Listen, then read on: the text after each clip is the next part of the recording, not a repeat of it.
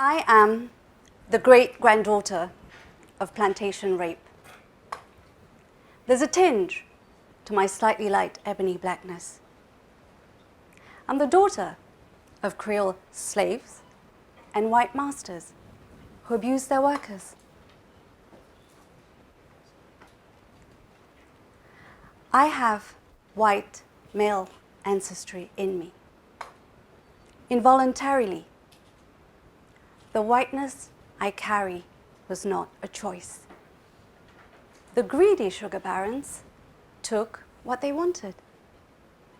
Women and girls over whom they had extraordinary power, and then failed to claim their children. How can they deny their morbid past when we, the bastard children of colonialism, are here to remind them of their legacy?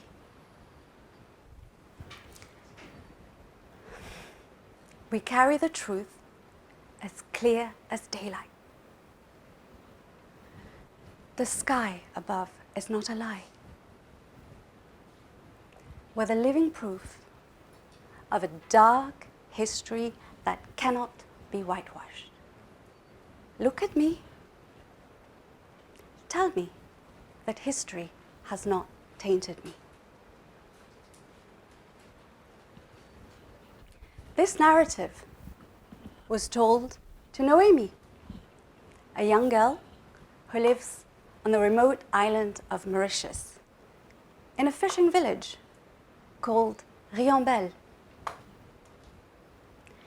Noemi is a fictional character, but these words changed my life. You see, I fell in love with books before I could read. I know, a paradox, you might say.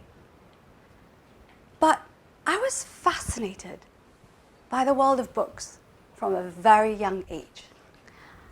I just love the feel of a book, the moldy smell of paper, and I would just stare at the pictures and the foreign characters dancing in front of me in absolute wonder. And even if I couldn't read, I would look at the images and just make up stories in my head.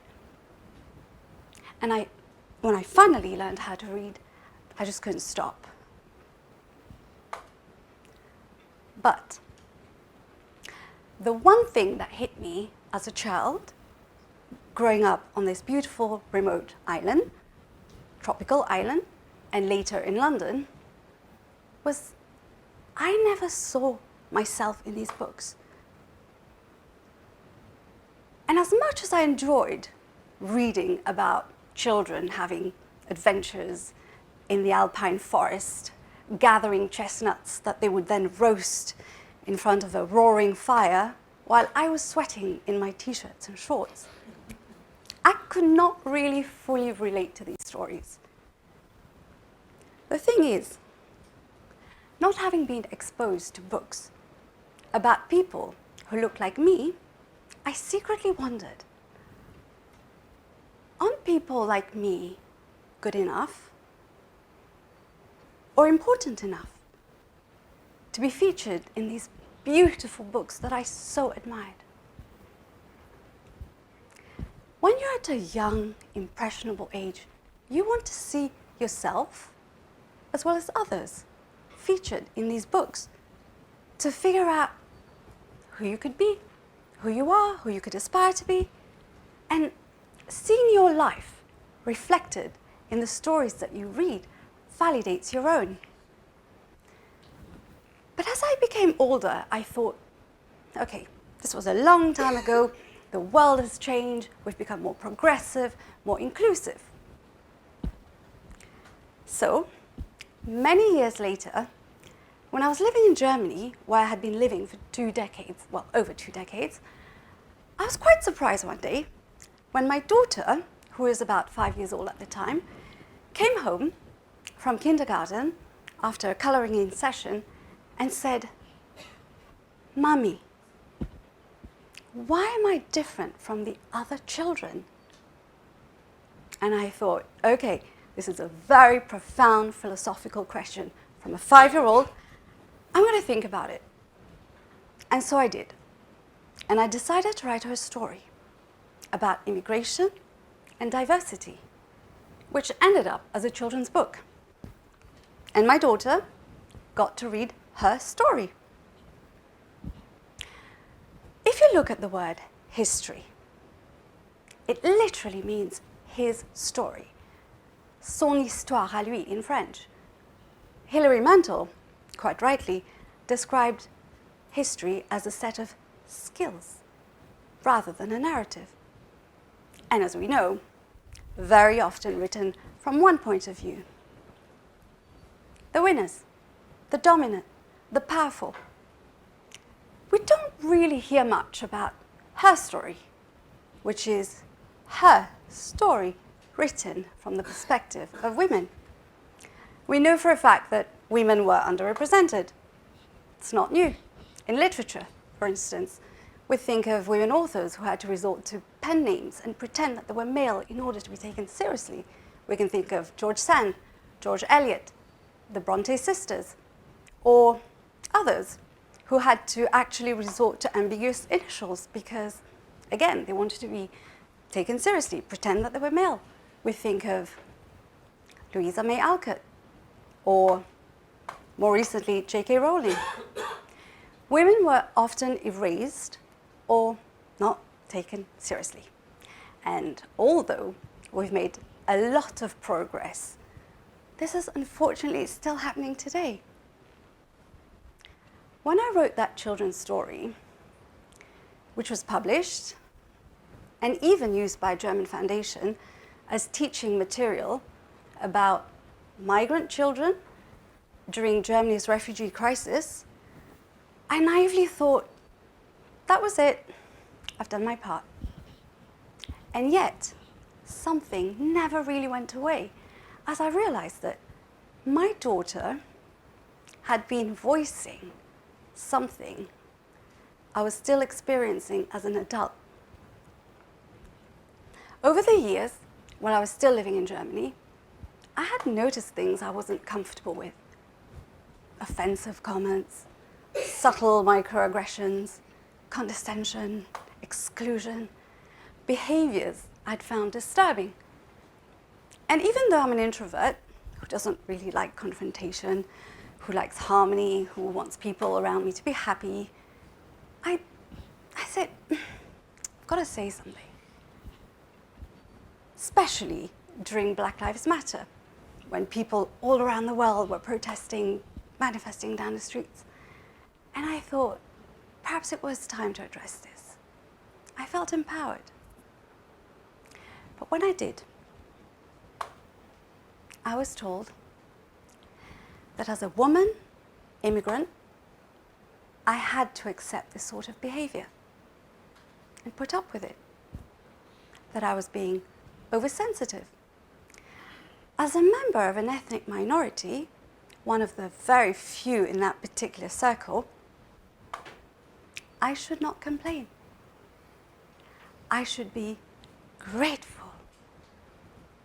I was discouraged from speaking, intimidated, threatened, silenced.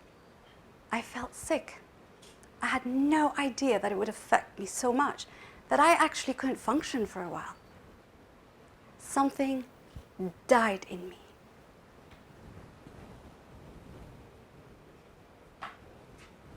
So I decided, if I cannot speak about these issues that people were not comfortable about, then I will write. Through my characters, whose very words you just heard at the beginning of this talk.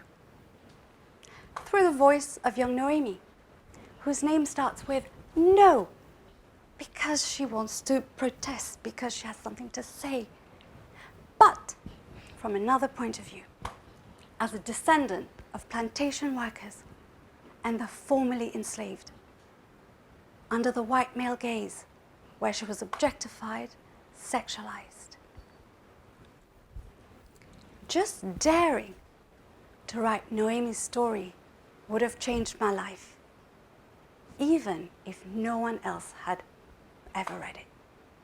As a quiet person, as a writer who likes to spend time writing, of course, and my books and my family, and those who know me well will know that it takes a lot for me to do to be on stage, to speak publicly. I'm not someone who would normally shout into a megaphone. I'm a writer. I'm not someone like Rosa Parks, for instance, who back in 1955 in America refused to obey the bus driver's orders to vacate her seat to allow a man, a white man, to sit. Whose act of defiance and refusal to conform to the laws of segregation inspired an entire whole movement. And yet, I was surprised to find out that Noemi's story was one that people wanted to hear. And to my greater surprise, instead of that quiet backlash I'd been nervous about, I was actually receiving messages, open, thoughtful, respectful messages from people I'd not even heard of or expected to hear from. And that's when I realized that the young me, the child staring at those books in absolutely wonder, knew all along. Stories are magical, powerful. They can reach across divides and help people see things differently through the eyes of the character, to feel things they may not have felt before, and to draw their own conclusions from there. They can also reach people who secretly feel like they're living on their own little island, that they're not alone, because people like them matter enough to be written about. My daughter, who turned 18 yesterday,